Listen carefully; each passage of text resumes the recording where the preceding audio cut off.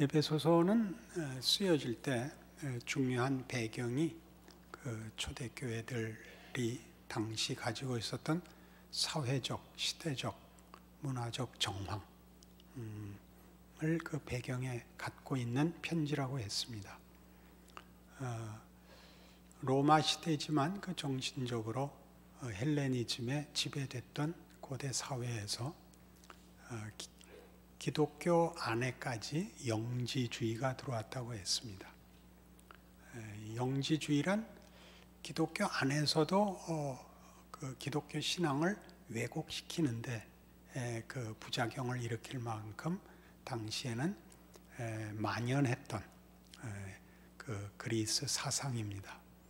이원론적으로 물질은 악하고 정신은 선하다라는 이분법을 갖고 있고, 그런 면에서 이 물질 세계는 악한 것들이 세력을 잡고 있는 곳이고, 그 물질 세계에서 해방되어 자유로운 정신으로 나아가는 것이 구원이고 해방이라고 이렇게 믿는 사상이었습니다.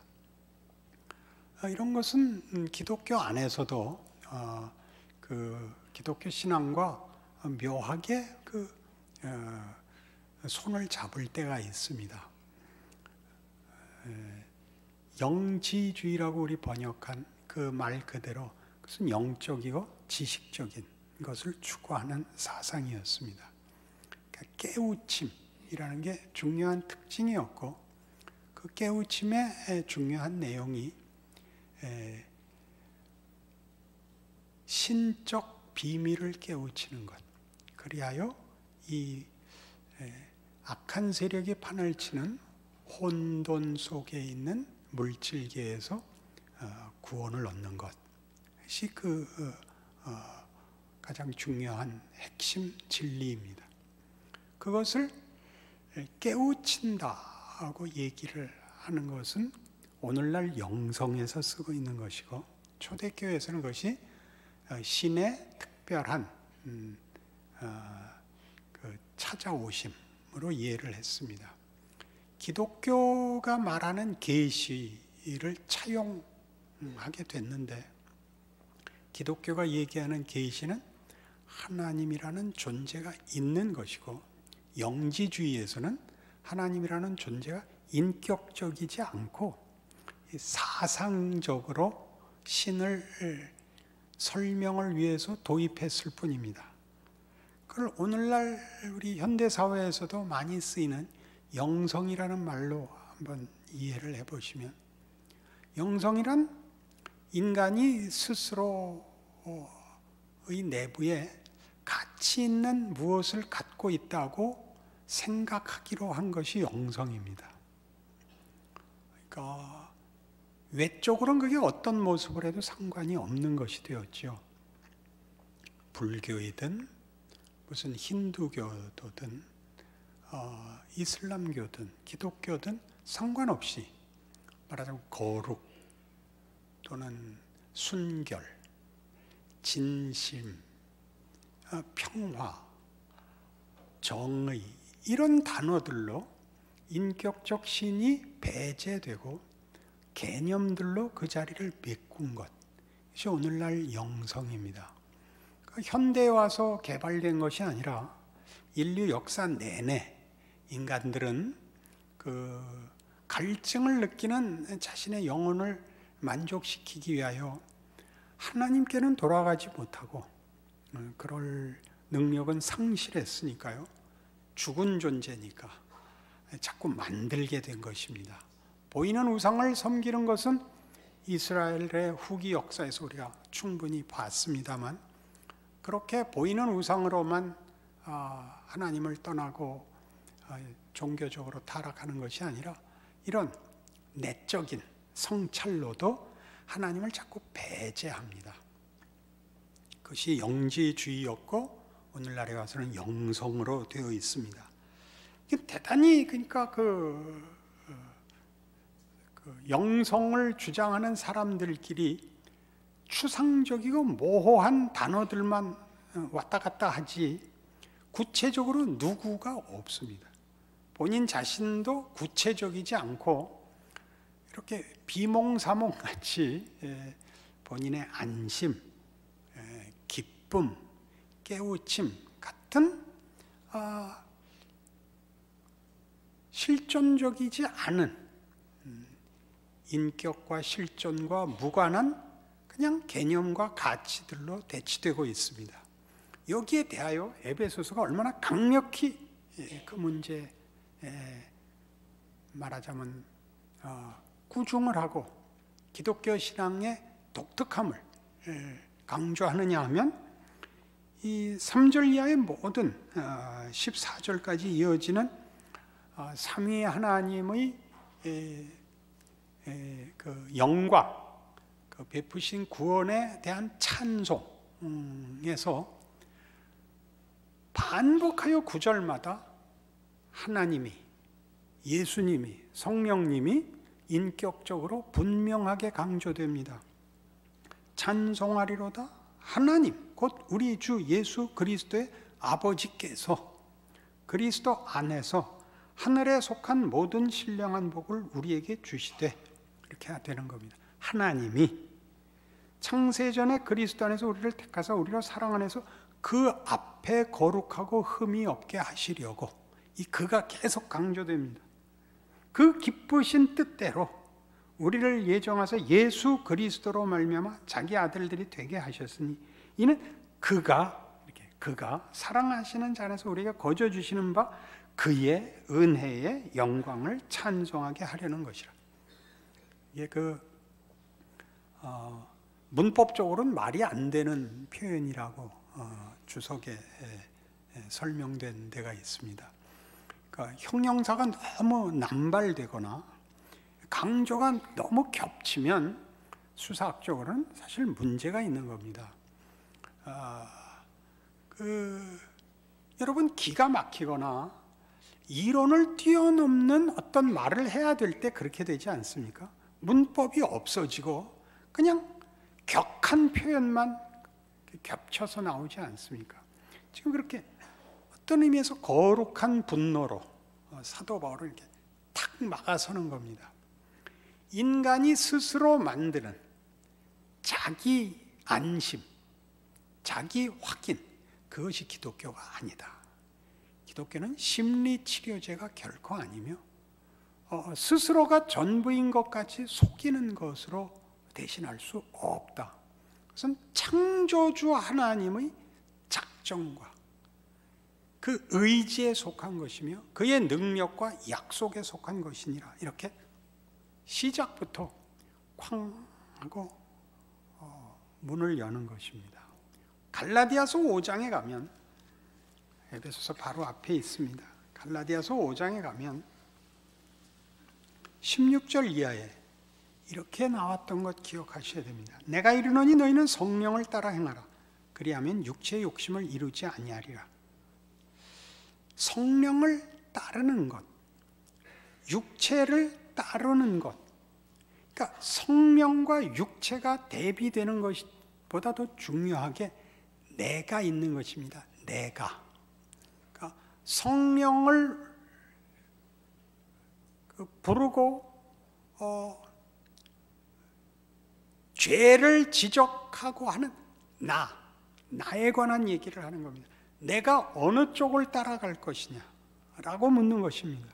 그러나 우리는 이 따라가는 문제를 성령을 이제 운운하고 악한 일을 비난하고 하는 데서 그치지, 따라가는 구체적인 책임 있는 일에 대해서 이해가 부족합니다.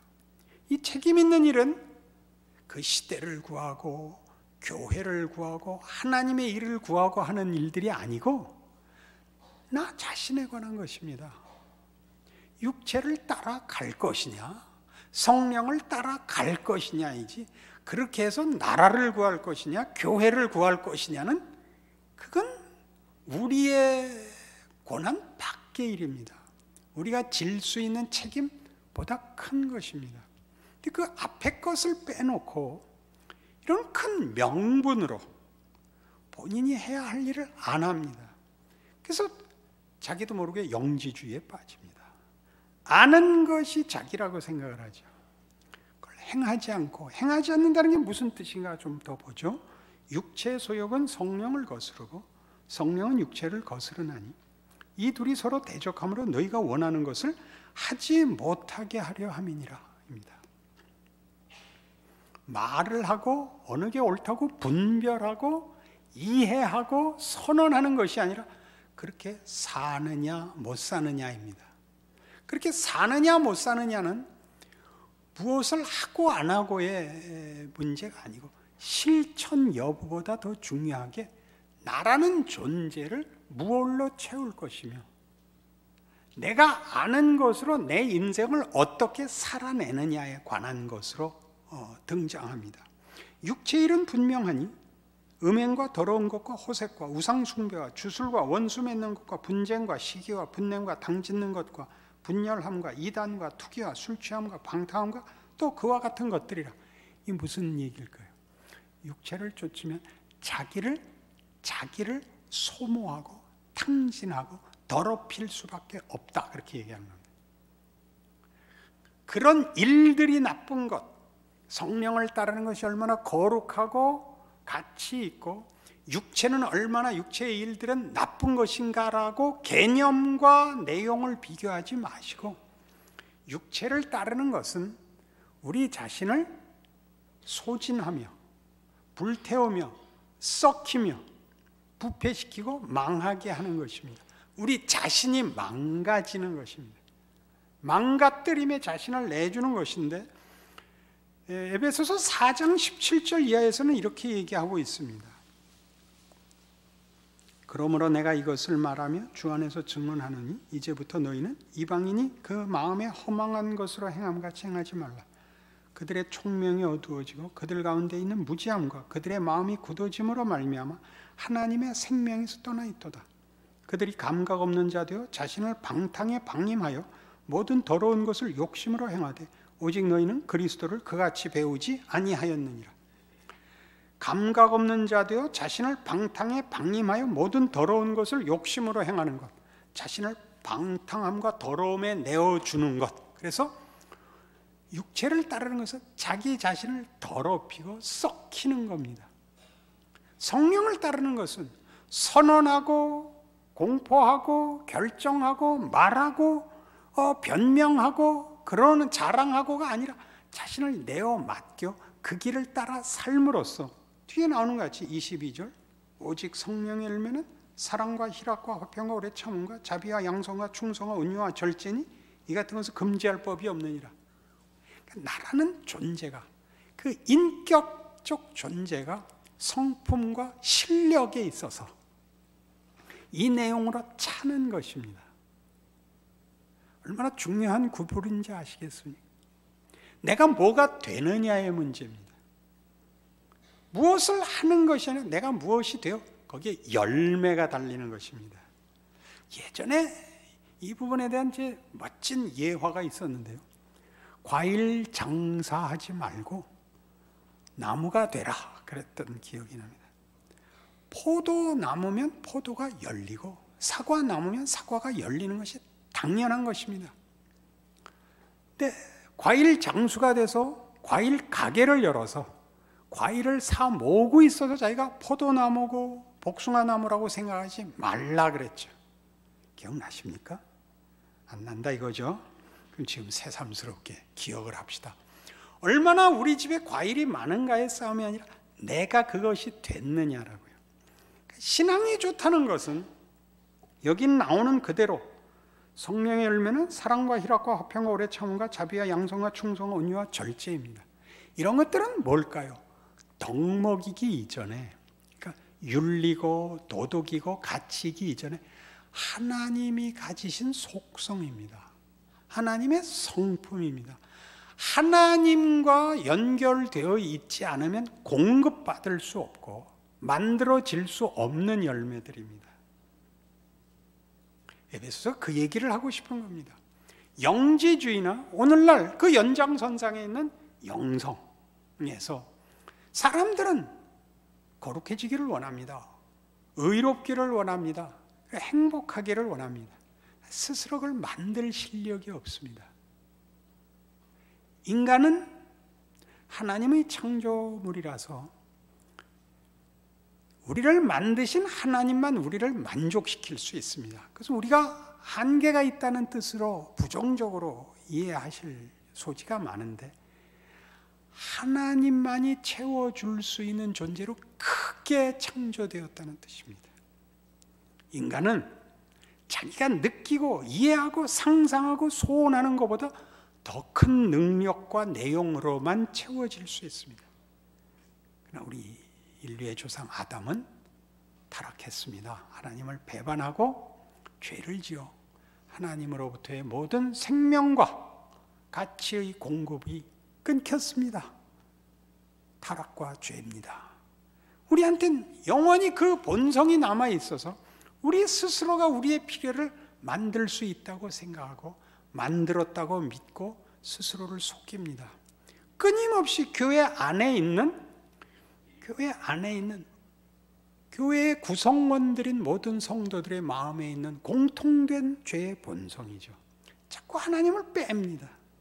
하나님으로부터만 얻을 수 있는 것들을 스스로 만든 것 같이. 차이는 뭐죠?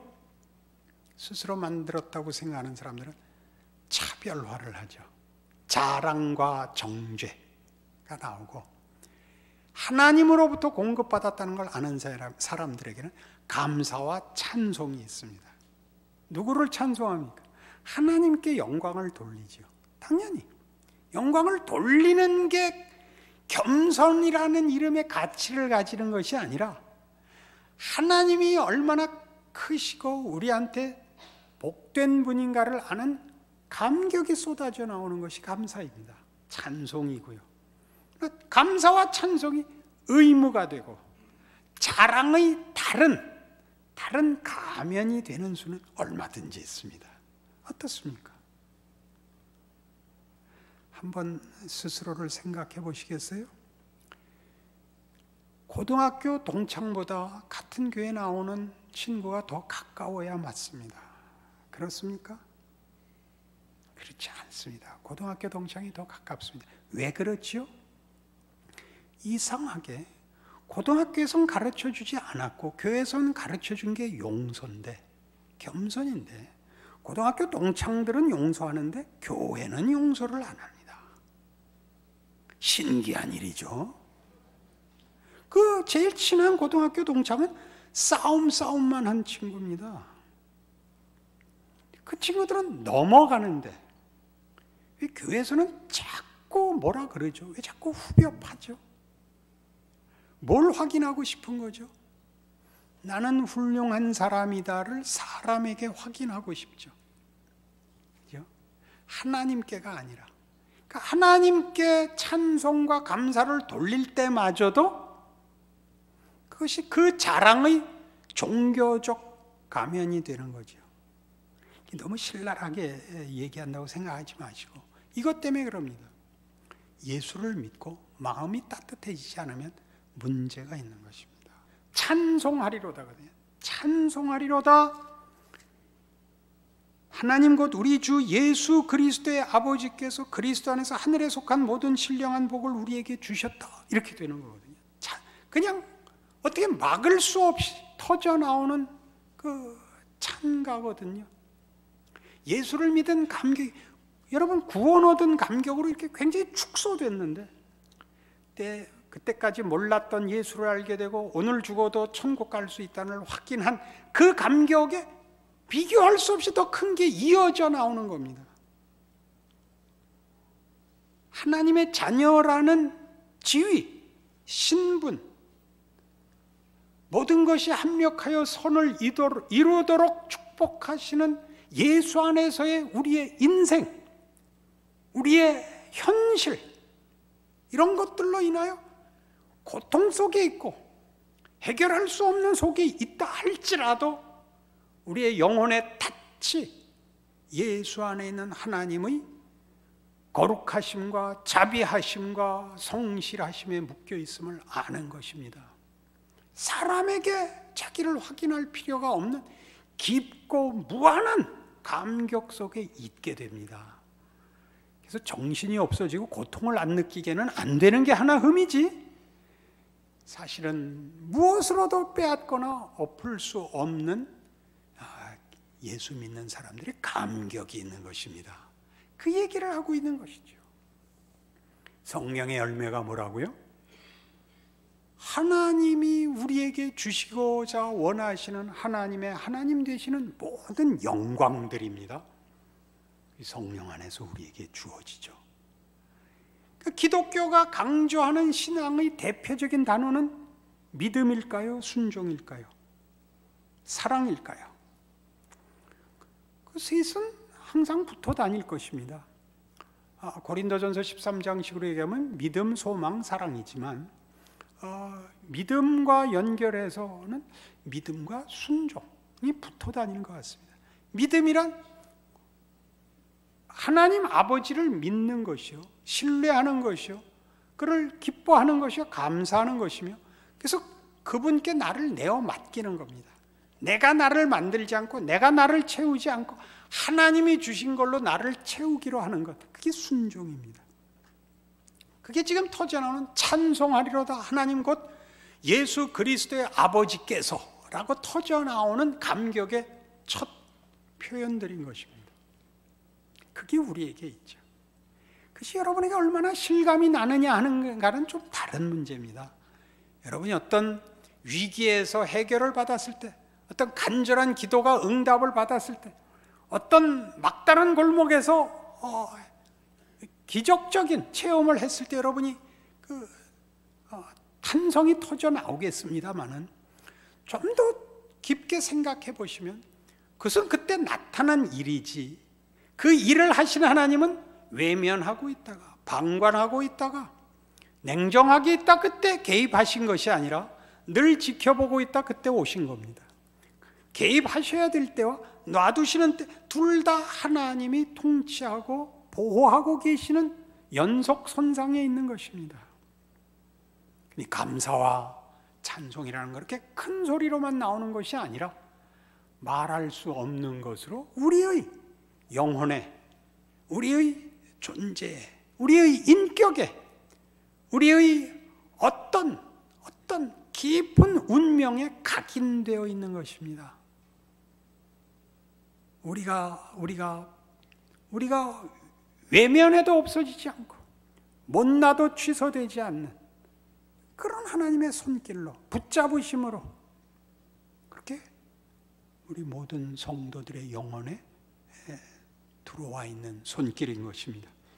그래서 요한복음 15장에 가면 이 지금 다뤘던 이 성령의 열매를 예수님께서 이렇게 더 생생하게 가르치셨습니다. 요한복음 15장 1절입니다. 나는 참 포도나무요 내 아버지는 농부라. 무릇 내게 붙어있어 열매를 맺지 아니하는 가지는 아버지께서 그것을 제거해 버리시고 무릇 열매를 맺는 가지는 더 열매를 맺게 하려 하여 그것을 깨끗하게 하시느니라. 너희는 내가 일러준 말로 이미 깨끗하여졌으니 내 안에 거하라. 나도 너희 안에 거하리라. 가지가 포도나무에 붙어있지 아니하면 스스로 열매를 맺을 수 없음 같이 너희도 내 안에 있지 아니하면 그러하리라. 나는 포도나무요 너희는 가지라. 그가 내 안에 내가 그 안에 거하면 사람이 열매를 많이 맺나니 나를 떠나서는 너희가 아무것도 할 수 없음이라. 우리가 누군지 아시겠어요? 우리는 그저 이 정도로 만족하니까 내버려 두십시오, 요만큼이면 됩니다 라는 소원으로 끝나지 않는 존재라는 것이죠. 하나님이 당신의 명예와 영광으로 지은 그의 영광의 찬송입니다. 우리는 우리 하나님 아버지의 영광의 찬송입니다. 이 놀라운 표현이죠. 그러니까 나를 떠나서는 너희가 아무것도 할 수 없다는 것은 다른 것으로, 우리 인간된 영광을 다른 것으로 채울 수가 없습니다.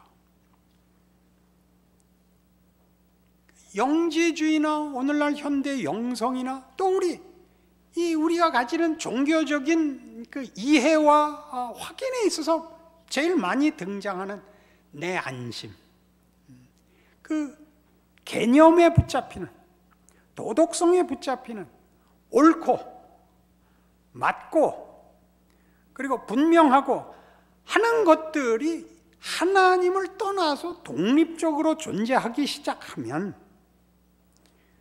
찬송할 대상도, 감사할 대상도, 믿음의 대상도, 사랑의 대상도, 순종의 대상도 없어지고 그것을 만들고 그것을 지키고 있는 내가 그 자리를 대신하는 대로 간다니까요. 그럼 누구에게 자기를 확인해요? 같은 동료 이웃에게 차별화를 통해서 확인한다고요. 자랑이 되고 정죄가 됩니다. 나는 이렇게 잘났다, 너는 이렇게 틀렸다만 나오지, 따뜻한 교제라는 것은 위로와 용서와 기다림과 넘어가는 것들은 없습니다. 잘 생각해 보십시오. 왜 교회 나오시면 표정이 그렇게 나쁜지. 우리 스스로에게 손해라서 하는 얘기입니다. 예수를 믿는 스스로가 자기가 믿는 신앙에 대한 만족과 예수 안에서 하나님의 자녀라는 이름으로 사는 현실이 불만이라면 자신에게 문제가 있습니다. 하나님에게 불평할 수 없습니다. 하나님은 하실 것 다 하셨고 지금도 하고 계시고 기어코 하실 것입니다. 그는 신실하시고 전능하시며 자비로우시며 노하기를 더디하시며 기다리시며 용서하시며 고치시며 그러나 절대 타협하진 않으실 것입니다. 그렇게 시작하는 것입니다. 조금 더 읽죠. 요한복음 15장 포도나무 비유는 재미있기 때문입니다. 너희가 내 안에 거하고 내 말이 너희 안에 거하면 무엇이든지 원하는 대로 구하라. 그리하면 이루리라. 그러니까 무엇이든지 구하라가 그 무엇이든지가 뭔지 알겠죠. 예수 안에서. 그러니까 우리 이제 에베소서 하면서 예수 그리스도의 사역과 그의 지위, 위치, 그 복을 확인할 것입니다. 너희가 열매를 많이 맺으면 내 아버지께서 영광을 받으실 것이요 너희는 내 제자가 되리라. 아버지께서 나를 사랑하신 것 같이 나도 너희를 사랑하였으니 나의 사랑 안에 거하라. 내가 아버지의 계명을 지켜 그의 사랑 안에 거하는 것 같이 너희도 내 계명을 지키면 내 사랑 안에 거하리라. 계명은 왜 나와요? 순종하라고요. 순종하는 가이드라인이죠. 왜 순종해야 되죠? 급유를 받는 것 같은 거거든요. 급유를 받는 것 같고 급식을 받는 것 같죠. 하나님께로부터만 진리와 생명이, 복과 영광이, 명예와 가치가, 그리고 자랑할 것들과 명예가 옵니다. 다른 데로부터는 그것이 나오는 데가 없습니다. 그니 내 안에 거하라. 내가 아버지 안에 거하는 것까지, 아버지의 계명을 지키는 것까지 너희도 내 계명을 지키라입니다. 그것은 윤리거나 법이 아닙니다. 그것은 그보다 큰 겁니다. 그리고 이렇게 이어집니다. 내가 이것을 너희에게 이름은 내 기쁨이 너희 안에 있어 너희 기쁨을 충만하게 하려 함이라. 이게 왜 기쁨과 연결이 될까요? 예수 믿는 것이 무엇이냐고 물으신다면 예수를 믿지 않는 사람들은 정말 비교할 수 없는 큰 기쁨과 명예 속에 있다는 것을 누리는 것이라고 얘기할 수 있습니다. 어떤 기쁨? 이 세상 모든 것과 바꿀 수 없는, 이 세상은 다만 우리에게 준 정원이었습니다. 그렇죠? 이 세상은 다 우리에게 준 정원이었고 하나님이 자신을 우리에게 내어주셨습니다. 하나님은 우리에게 아버지시고 우리를 위하여 그 아들을 주신 우리 하나님이십니다. 그걸 아는 것이죠.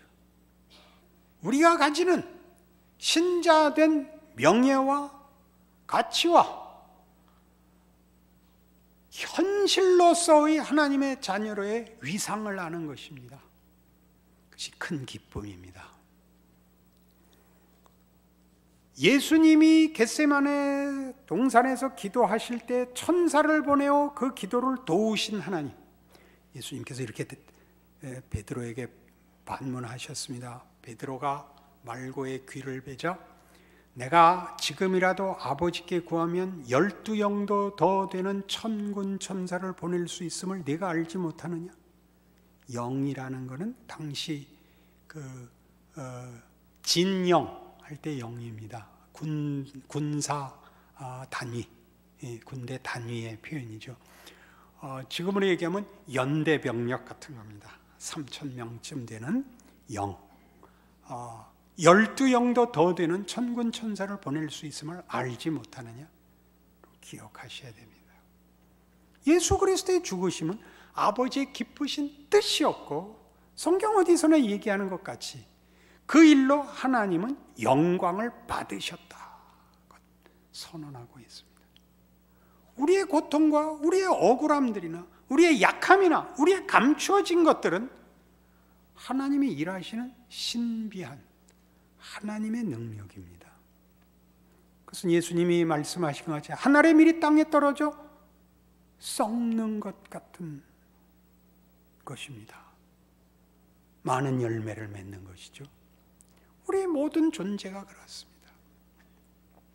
끊임없이 우리의 가치를, 우리의 지위를 세상에다 확인하려는 우리 마음 때문에 우리도 모르게 우리가 갖고 있는 진실한 가치들을, 위대한 진리들을 세상적인 것과 자꾸